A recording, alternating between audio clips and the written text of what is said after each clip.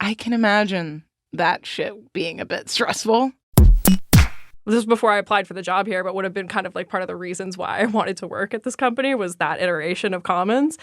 It's a really illuminating, strong interview. Like, I think that you get so much out of just like hearing about the way that Elisa was recruited when she was so young and so isolated and so vulnerable.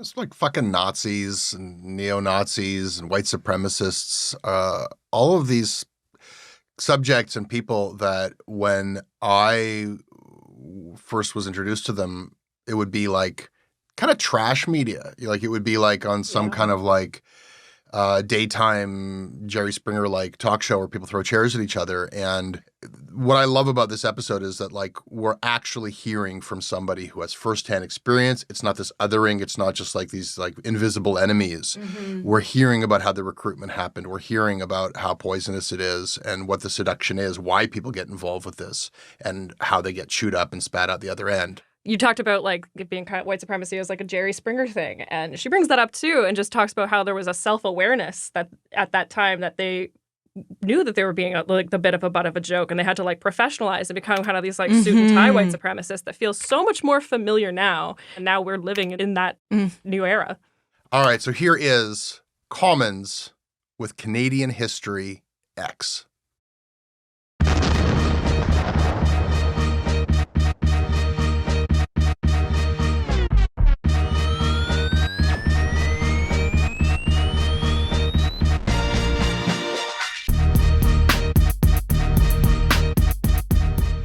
Fuck Nazis.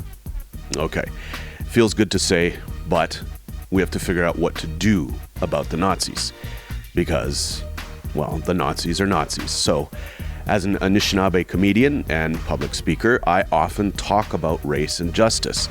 So when some Nazi goes around universities putting up propaganda posters, or when white nationalist Faith Goldie gets invited to spew hate in a talk called Ethnocide at Laurier, people ask me to debate those ideas. It's become a common refrain. Lindsay Shepherd, who invited Faith Goldie to give the talk, wrote an article defending her decision in Maclean's. She writes, "I don't agree with the far-right commentator, but we must be able to freely engage with and deconstruct her views, not silence them. But I won't freely engage with those ideas, because the end game of someone who wants an all-white country is for me to be dead." That's what they're asking for. So I won't try to reason with them or give credit to their arguments, but there is an important and pressing issue here. And the question is simple. What do we do about the Nazis? So here's what I'll do today. I will talk to a former neo-Nazi.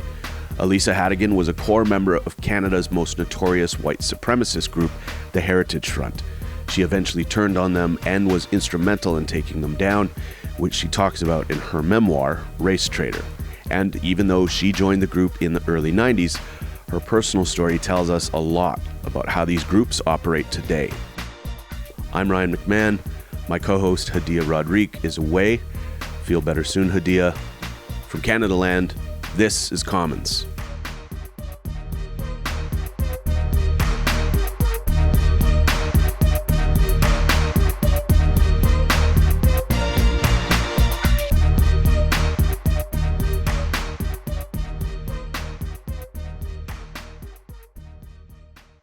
Okay, my name is Elisa Hategan. I'm a writer and speaker and consultant on far-right extremism.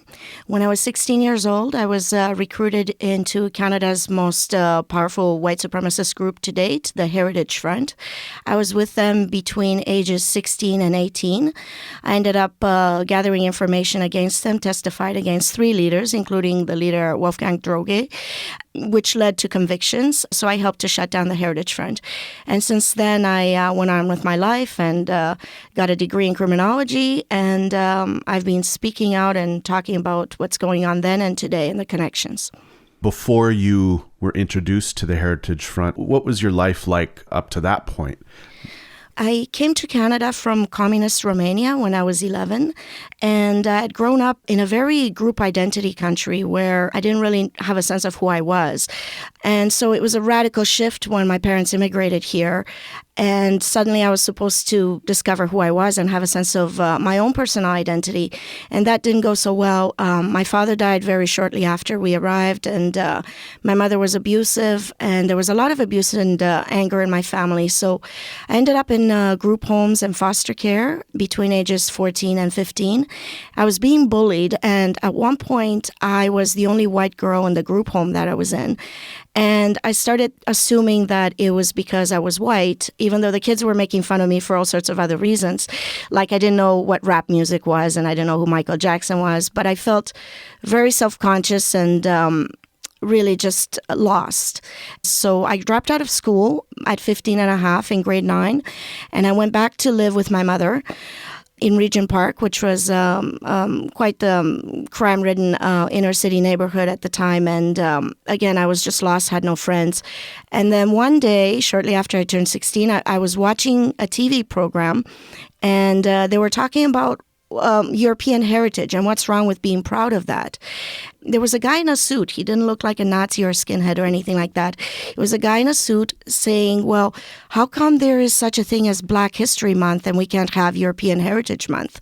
I missed Romania a lot, and the idea of there being a group out there that celebrated European heritage and wanted to lobby for that sort of thing made sense, like on a very basic level.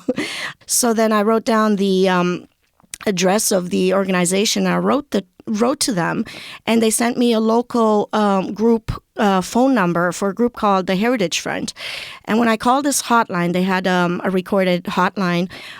They were just speaking about being proud. There was nothing about anger or racism toward other people, just mainly being proud of yourself and what's wrong with that. So I called and I left a message kind of nervously because, you know, I didn't have any friends. I didn't know anybody in Toronto, but I left a message, and within on the same day, Wolfgang Droge, who was one of the main two leaders of the Heritage Front, called me back right away. And we met in front of the Eaton Centre, which was a totally public setting because I hadn't even gone on a date with anybody on that day. I was still very naive. And I was a little nervous about meeting this adult man, you know, but he was so nice. And we met up, and he was so praising me and saying that we needed people like you in the movement, and you're our hope in our future. And he became a father figure. Take me back to that meeting. You're in front of the Eaton Centre. What kind of drew you into this idea that perhaps you could help? Well, he said that they had just registered the Heritage Front as a business in the province of Ontario just a month earlier. So this was September 1991. And then when we met, he said, let's go take a walk to City Hall where they're having a meeting. And as we're walking to City Hall, he's telling me, you know, we're just a white rights lobby group, and someday we're going to replace the Reform Party. And Reform Party was the main conservative opposition organization at the time. So to me, it seemed like they were just basically a conservative political organization. And then he said, we've got a new magazine that we're going to put out. And, you know, because he'd asked me what were my hobbies. And I said, I liked reading and writing. So he said, well, you can write for our new magazine. And that was like this most amazing thing for me. Like, I'm 16 and I'm going to get to write for a magazine. So you're targeted at the age of 16, and you get swept up very quickly into the Heritage Front. What are those early days like for you when you first get involved, when you take his word and you start being involved with the Heritage Front? He made sure to meet with me every week. That first week, he gave me tons of material. And then he said, you know, you're just what we want. And I'm doing an interview with so-and-so from Toronto Sun or Star or whatever press was interviewing him at the time. And he wanted to take me along as this new face of the Heritage Front. And I thought it was because I was the only young girl there. And, you know, and I understood even with my naivete that it was about marketing the Heritage Front as this kind of younger, fresher, not as violent looking organization. I didn't realize just how fast the indoctrination would be. I would literally memorize lines. He would say, memorize, just, read this through and just remember all the key pointers. And then I would, on cue, be saying things like, I'm just here because I'm proud of my race and we don't hate anybody and all this sort of thing. Whereas within a month, I had been introduced to many violent skinheads with criminal records for assault. And I was also introduced to Ernst Zundel, who was, for about 30 years, the world's greatest publisher of Holocaust denier propaganda. He sent out material all over the world. And he became like my grandfather. So every time there was a situation where I'd have to run away from my mom because there was abuse and neglect, I could run to Ernst's house.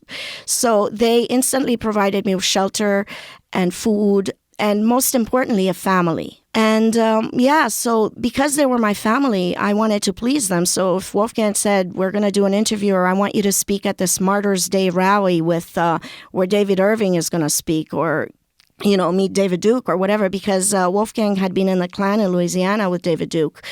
And that's the thing about Canada. Not only are we in denial about what happened here and what's still happening, but also the worldwide connections. I mean, David Irving is, again, a major player in the Holocaust denier movement out of England. And he was brought into Canada, and he spoke at rallies in London and Kitchener and Toronto.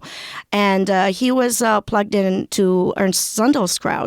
Whereas the Heritage Front brought in Tom and John Metzger, who were the heads of white Aryan resistance in the States, which was the most dangerous and largest well-organized organization in the States through the 80s and 90s. Who do you see in your peer group in terms of other young, radicalized, politicized young people? As you start to look around in those early days, who do you see beside you? Are they other people like you that have newly immigrated? Are they other people like you that are looking for a sense of pride in who they are? Who are the people that are around you in those early days? I was the only immigrant that I know, and I was teased for that. But essentially, there were several other young men. There were people who took charge, like George Birdie, who was the head of the rock band, the hate rock band called RAHOWA, which stood for Racial Holy War.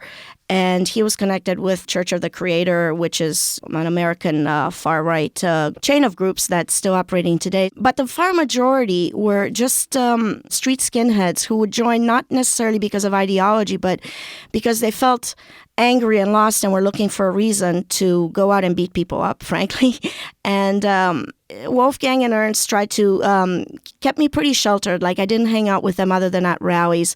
But that was the first time I was instructed on how to flirt with people and recruits. And you see sexualization of women in the far right happening for recruitment and other purposes today. But at the time in the 90s, if you think about it, you would see far-right or neo-Nazis and Klansmen on Jerry Springer and on Geraldo Rivera with, their full regalia and Klan robes on, and they were joke. They were freaks. And there was this kind of awareness that happened in the 90s that we need to polish up that image and go normal, start to appear normal. So inside the core of the organization, there was a lot of recognition that these young people who are joining the skinhead gangs, we need them because they're the brawn of the movement, but they're not supposed to be the brains. The brains are the people in the suits who are representing the movement in the media. When you were recruiting, give me an example of somebody interested in the movement, and then give me an example of someone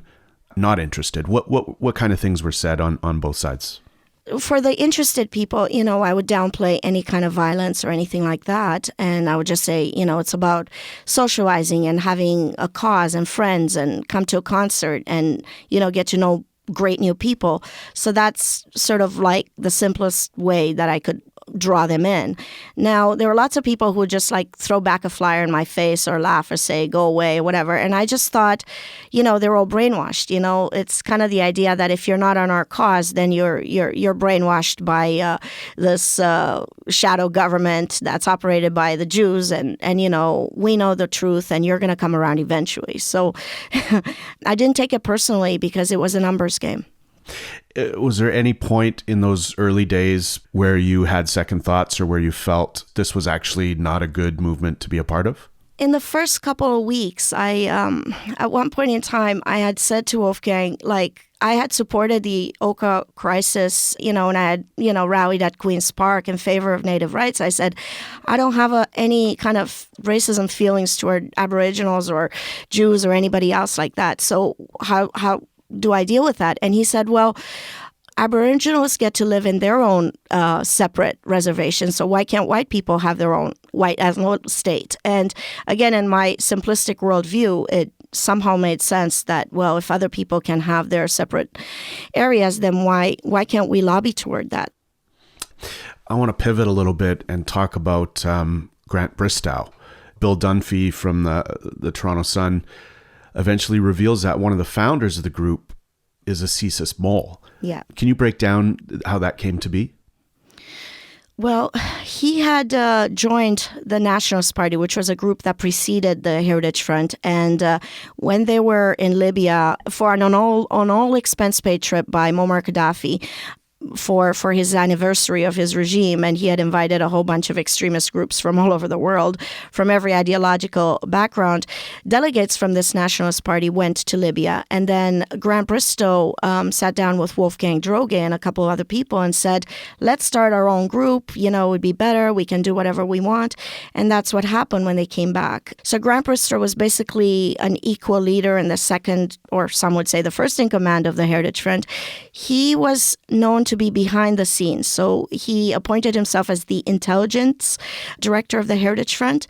And as such, he directed a lot of the operations of how we were going to go after the enemies of the Heritage Front. So he basically spearheaded this terror campaign of harassment and stalking against Antifa. At the time, they were called Anti-Racist Action, as well as members of the Jewish population. And also the director of the Native Canadian Center, Rodney Bobbywash, was very severely targeted, as well as LGBT members of the community.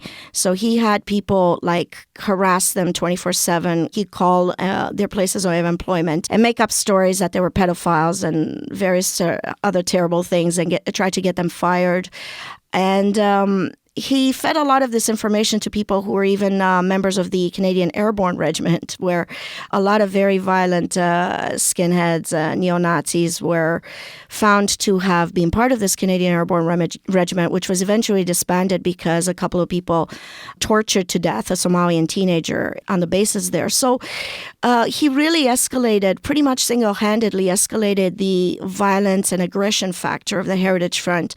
And I should point out that even after he was revealed to have been an agent provocateur, and not a single arrest and conviction of any Canadian white supremacist or neo-Nazi ever resulted out of what was known as Operation Governor, which took several years and millions of dollars poured into this. And really, it's a shame that they caused a lot of damage and a lot of hate and a lot of instigation, but not a single person was convicted. The Security Intelligence Review Committee, said that Bristow indeed, tested the limits and did good work, that he actually diverted violence and weakened racist efforts against minority groups, and that he was successful in getting white supremacists deported and actually provided a lot of valuable intelligence. What do you say to those claims? I'll say what I said in 1994 when I testified at the House of Commons. It's all a whitewash. He helped the Metzgers get into Canada by getting them dressed like rabbis so they could cross the border. And then after they were allowed to speak and stayed at the Latvian Hall for 2 to 3 hours, then suddenly immigration came and arrested them. So that whole meeting was allowed to proceed. As far as him averting danger and attacks, I say prove it. He averted nothing. Nobody got arrested. If there had been any kind of a plot against any kind of group, why was nobody arrested? Why was Wolfgang still going around? Nobody was ever convicted and sentenced based on any kind of evidence by Bristow. And so therefore, what could he have averted if there was any kind of serious plot or weapons or any kind of situation like that? Why wouldn't CSIS have acted? Because nothing had happened. He was just an agent provocateur. You played a big part in taking the group down. What happened? Well, after I saw the violence escalate and after I was asked to harass people that I didn't feel comfortable in harassing because they were gay, I had to basically confront the fact that I too was gay, and I started to identify with the people they were targeting. And that was a pivotal point in my decision to eventually leave the Heritage Front. But at the time, I didn't know what to do, where to go. So I thought I can never get away from them. So I attempted suicide. I woke up in the hospital with the doctors asking me, is there anybody we can call, or we have to keep you here under psychiatric observation? And the only phone number I had in my pocket was of this woman, anti-racist activist who was a lesbian, who I had been asked directly by Grant Bristow to harass. So I called her, and we started meeting in secret for about a month. And after that, I made the decision that not only did I want to leave, I wanted to get them back for everything that they had done. And so for a period of 4 months, I started writing down every kind of illegal weapon I saw, to recount all sorts of incidents where crimes had occurred or where I'd heard people speak about committing crimes. And in total, there were about 30 affidavits that I signed, and we presented to the OPP. Some of this led to the trial against Wolfgang and 2 other members of the Heritage Front. What was your life like after you left the Heritage Front? What were those early days like for you? I was on a hit list, basically. I had to hide out for 4 months before the trial, and for about a year after, I traveled all up and down the east coast of Canada. I lived in Quebec, Nova Scotia, everywhere. And basically, I was marked. And I felt really resentful that I wasn't given witness protection, considering the fact that I led to 3 white supremacists being convicted. And Grant Bristow, who had not done anything to shut down the white supremacist movement in Canada, was given a package worth $1 million. I couldn't even afford to get a change of ID. So that was a very difficult time, and it was because of activists and just people in general who opened their doors to me. And I was able to sleep on sofas all over the country with Quebecois farmers, with Aboriginal activists, with a Black reverend out in Dartmouth, Nova Scotia. So these people who knew what I had done and yet were so welcoming and forgiving that they completely and profoundly changed my vision of human beings and how kindness could be transformative. You're now living openly in the same city where all of this went down. How are things for you now? I don't have anything in my name. I don't have a driver's license. A lot of the people from the 90s are no longer here. Ernst Zundel's dead. Wolfgang's dead. But, there was a new generation, and doing the activism and speaking out the way I do, I've still had to go to the police a couple of times last year because there's a lot of people out there who are trolling, but they can also send death threats through my website. I've received them through Twitter, so it just goes on. So a lot of the people that were active when you were are no longer around. But are you seeing the movement change at all in terms of the way it was when you were involved and the way you see it now? Yeah, the biggest difference I notice is just the speed at which you can recruit somebody. I mean, before you would have to sit down with somebody pretty much face-to-face, go to a pub, talk to them. Now a recruiter can indoctrinate somebody 1,000 or 2,000 miles away. And memes and documents are shared like lightning, speed. So it's just constant, and you can't take down one person without their ideology, or the propaganda or the memes are still floating out there. So it's much more dangerous and rapid escalation. Also, the websites are providing these centralized hubs for where these lone wolves like Anders Breivik or Dylan Roof and all these people who are supposed to be lone wolves and domestic terrorists, they actually have gone to those websites, and they're echo chambers that propagate hate. So as dangerous as it was in the 90s, it's a hell of a lot worse now. What role do you see, private corporations taking in terms of, shutting down this movement on their platforms? Well, I think there has to be a lot of response from law enforcement and patrolling the internet. Like I know when I went to report the threats to me to police last year, the fact that there was no particular jurisdiction, that they happened to come from someone on the internet, made the York Regional Police, where I went to report, be more reluctant to take action. So the problem is that we need to have new cyber laws that are effective against taking down trolls and people who are actually on the internet, like harassing and stalking people and disseminating the propaganda. We also need just more resources toward this end of domestic terrorism. And whereas there's a lot of resources going toward Islamic fundamentalist people, there's this reluctance to look at Christian fundamentalists and maybe just a regular Joe next door kind of person as a terrorist. And if you don't have the money, you can't implement the resources in schools and in the community where this stuff can be caught early. In this new incarnation, because of my public profile and sort of the work that I do, I'm told all the time that I should be open to debating these people. Is it worth it to engage these ideas? Do we ignore these ideas? Do we respond in the way Antifa responds? What is the best way to respond to this ideology? I think there are issues that are very important and valid and that need to be discussed. And the fact that we're not speaking about those issues like immigration, like people who are born and bred Canadians in rural settings feeling like the Canada that they knew back in 1970 has completely changed. And just the demographics in 1970, it was 90% Caucasian and Christian. So there's this fear that the change is bad. And people like this need to kind of be able to express what they feel. But the fact that we are in a country where we're too polite and we don't want to bring up those discussions is leading to the situation where only the extremists have taken and seized upon this platform of discussing it. And so, yes, we can have a discussion and we should have a discussion on race and demographics and politics, but not with extremists. Like what happened with Faith Goldie, for example. That was not a conservative individual coming in and having an open discussion. I mean, when you bring a circus freak to a campus, you're going to get a circus. I mean, this is a woman who was talking about nuking, sending grenades out to refugee ships. Like somebody like this is not a champion of peace and let's discuss race and politics. Like, why not bring a ISIS leader to discuss strategies for peace in the Middle East? It's ridiculous. She's using her sexuality just like Lauren Southern and other women in the far right are doing, just like I was taught to use my sexuality when I was 16 back in the 90s. This is the new face of the movement.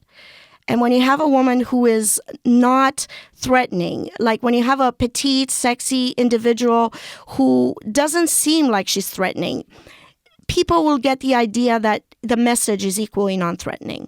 And they will just think, well, this is about free speech versus safe space. This was not about free speech versus safe space. This was about trying to have a conversation, or supposedly trying to have a conversation on issues that do have merit to be discussed, but bringing in a neo-Nazi to discuss them. I mean, the fact that she knows rhetoric that has been written, like 14 words, which was composed by a domestic terrorist group called The Order in the U.S., which terrorized and bombed and killed people in the 80s and 90s, and she knows their slogans by heart, tells me all I need to know about this individual. So no, I wouldn't debate somebody who will never even meet me halfway. I don't even know what she believes, to be honest, but I do know that she likes to make money and be in the spotlight.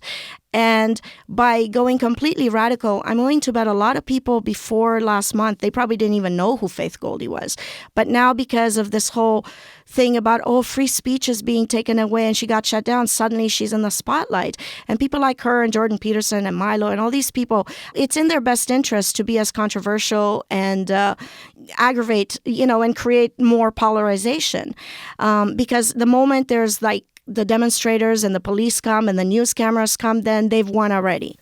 We're sitting here with these characters, and I use the word characters very specifically because these are characters. They're like bad guys in movies, and you've named some of them: Faith Goldie, Jordan Peterson, and now Lindsay Shepherd, who this young woman is riding sort of this centrist line where she's just interested in the ideas and engaging with the ideas, and that university should be a place where we do so. I think Lindsay has crossed the line.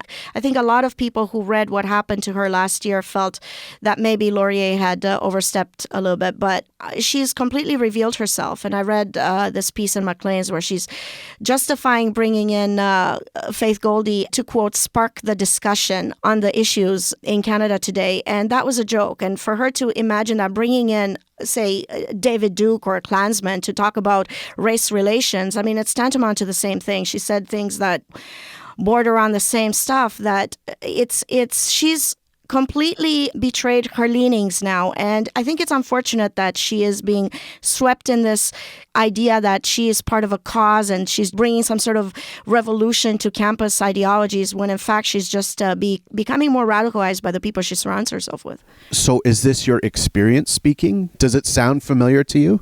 It's very familiar. I know what it's like to surround yourself with people who you think are advocates of free speech and whose just their constant propaganda and their ideology serves to kind of start leaning you toward one way. And it's kind of interesting to see how far to the right Lindsay Shepherd has gone, to the point that she is willing to normalize somebody as extreme as Faith Goldie. Tells me that she must have lost sight of what is a true centrist position. Are we stuck with the Nazis and the white nationalist movement forever? I think nationalism across the world is pretty much a new norm for now. But I do believe that in another 20 or 30 or 50 years, this will all change because they just simply won't be there. The demographics are showing that they are literally dying off. But in the next decade or two, I think we're stuck with this. Elisa, thank you very much for your work. And I wish you well on your journey. And you mentioned Rodney Bobbywash, who was one of my first teachers, and I would spend time up in his office at the Native Canadian Centre when he was doing the Indian bus ride tours through Toronto, and he's talking really politically about this being native land and kind of showing all of these things. And I remember hearing stories about Rodney being harassed and things like that. So to connect the dots today for me was a little surreal. Wow, I didn't know that. Rodney was such a transformational impact on me. He was one of the people I stayed with at his condo in Ottawa when I was on the run. And I was just so moved by the fact that not only had I, said nasty things about him on the Heritage Hotline, but that he was so forgiving and embracing. And when I didn't get witness protection, he actually sent a few of his AIM buddies to protect me in the courthouse. And I am so respectful of how brave and honorable those men were compared to what Grant Bristow and CSIS were all about.